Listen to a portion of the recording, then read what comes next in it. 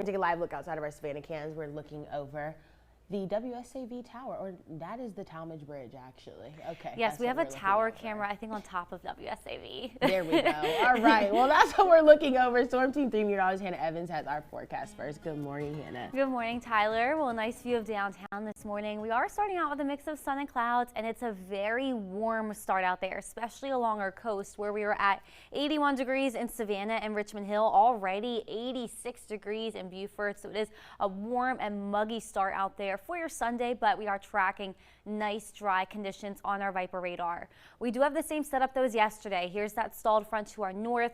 We are seeing a southerly flow, hot and humid conditions from the south today, and with that stalled front to the north, that is providing some extra moisture in the atmosphere for the chance of scattered rain and storms, and that will be for the afternoon and evening today. So if you are heading to the beach, don't let that deter you. Still going to be mainly a dry day, just a few scattered storms possible this afternoon, but make sure you are swimming near lifeguard. We have a moderate to high risk for rip currents today along those beaches as our highs reach the upper 80s. So a warm one out there today, and because of that warmth ahead of any storms, we do have a risk, a low end risk west of 95 for the chance that a few of them could be strong to severe, which I will talk more about in just a few minutes. Tyler.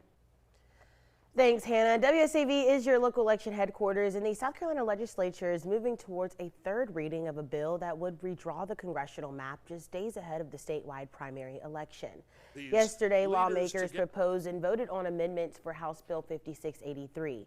The new map proposes the splitting up of the state's 6th congressional district, which is the only Democratic stronghold that's currently held by Jim Clyburn.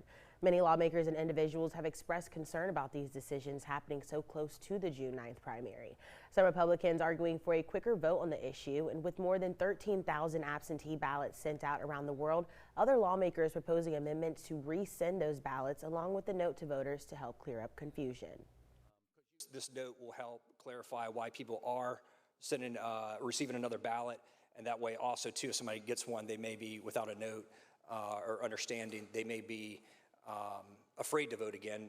I think that potentially it was a second ballot was sent. As good as these maps are we have right now, I believe we can have a better one. Now the question is, are we going to be able to pass this map? That's the question before us. We can't resolve this question unless we invoke cloture.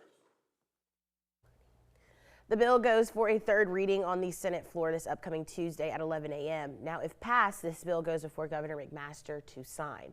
The State Election Commission reminding voters that the primary election, except for congressional races, is still happening on June 9th.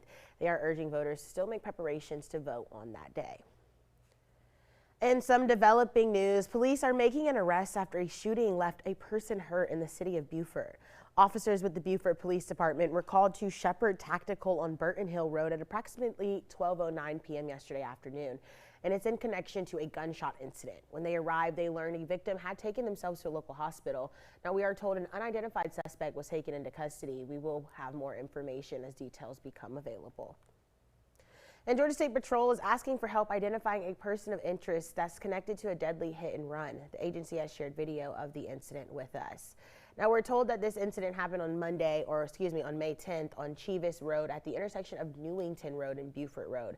Video shows a motorcycle traveling down the road before being struck by a minivan that entered the roadway. Drivers of the minivan left the scene on foot, while the cyclist suffered serious injuries and later died from those injuries at the hospital. Officials say the man pictured here may have connections in Chatham and Beaufort counties. Anyone with information is asked to call Crime Stoppers at 912-234-2020.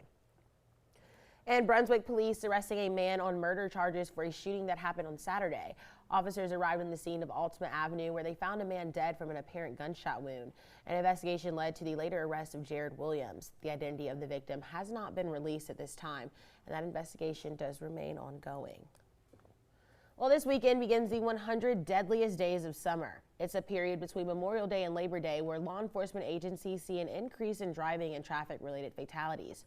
Troopers say for teenagers new to the road, it's important to practice extra caution during this time.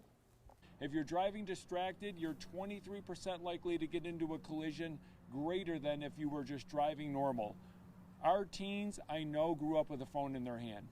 The problem is they have to separate that lifestyle with being behind the wheel.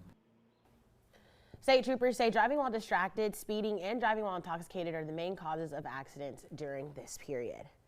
And speaking of this period, Memorial Day weekend is here, and AAA says travel is heading towards a record high. Here in Georgia, they expect almost 1.5 million people to travel for the holiday, with more than 1 million driving to their destination. Overall, AAA expects nearly 45 million people to travel through Monday. So if you are flying somewhere, it's a good idea to check your flight status before you go to the airport. And if you're driving, the roads are expected to be busy with 39 million people traveling by car. Anytime you get behind the wheel, whether it's just a 2-minute drive or a 4-hour drive, you need to have your seatbelt on. Things can happen at any time, any place. The statistics are there. We've seen severe injuries. We've seen deaths happen that could have been avoided by someone simply having on a seatbelt. And to keep drivers safe, police will be out in full force for their Click It or Ticket campaign to remind people to buckle up their seatbelts.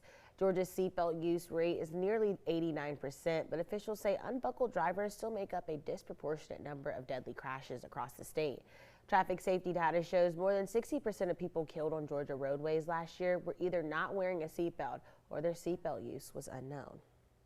And if you're staying close to home for Memorial Day but need a ride home from your festivities, AAA has you covered. Their Tow to Go is aimed at keeping people from driving under the influence. The service will be active until 6 a.m. on Tuesday. So if you need a ride, all you have to do is call 855-2-TOW-TO-GO, and a tow truck will come pick you and your car up and drop you off at a safe location within a 10-mile radius. Now, this is a free service and it's available to anyone who needs it. You don't have to be a AAA member. In 2025, game wardens made 242 boating under the influence arrests on Georgia lakes and waterways. There were also 122 boating incidents that led to injuries and some even led to death. Michelle Jennings from our sister station in Columbus spoke to the game wardens who say this year their goal is 0. And our goal is simple, for everyone to enjoy Georgia's waterways and go home safely at the end of the day. Chris Hodge is the director of Georgia's Department of Natural Resources Law Enforcement Division. He says in 2025, Georgia saw 66 drownings, 10 boating deaths, 92 people injured, and 242 arrests for boating under the influence. And it has been done in years past. Our game wardens will be out in full force this weekend and all summer long. During the Memorial Day weekend, game wardens will be conducting vessel safety checks and arresting any boater they find who is under the influence of alcohol or drugs. Jonathan Jeffries is a Georgia game warden. Drinking and operating a vessel is the same deal as with a car. It will not be tolerated, especially this weekend on Georgia waters. Jeffries encourages everyone to watch their surroundings and for first-time boaters to take their vessels on the water to do slow maneuvers. Anybody can drive a boat 90 miles an hour down the middle of the lake.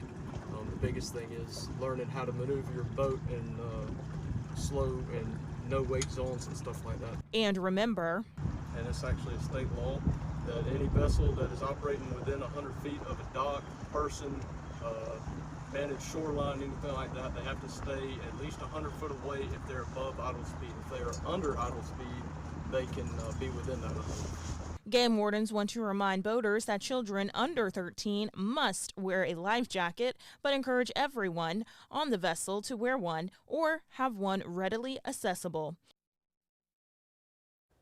That was Michelle Jennings reporting. Now, the Chatham County Police Department's Marine Patrol also has some safety tips for those planning on hitting the water this holiday weekend. Now, remember, anyone born after 1997 must pass the Georgia Boater Safety Course before you can operate any watercraft. And make sure that your boat is up to date on its maintenance before you leave the dock, and have a float plan.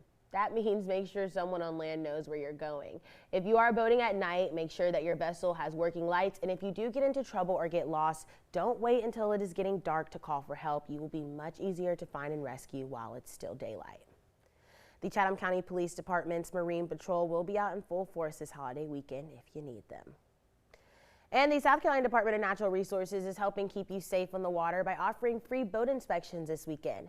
Inspectors will be in Beaufort County today at the Lemon Island boat ramp. And if anyone has a safety violation, you won't be issued a ticket as long as the violation is corrected before you launch your boat.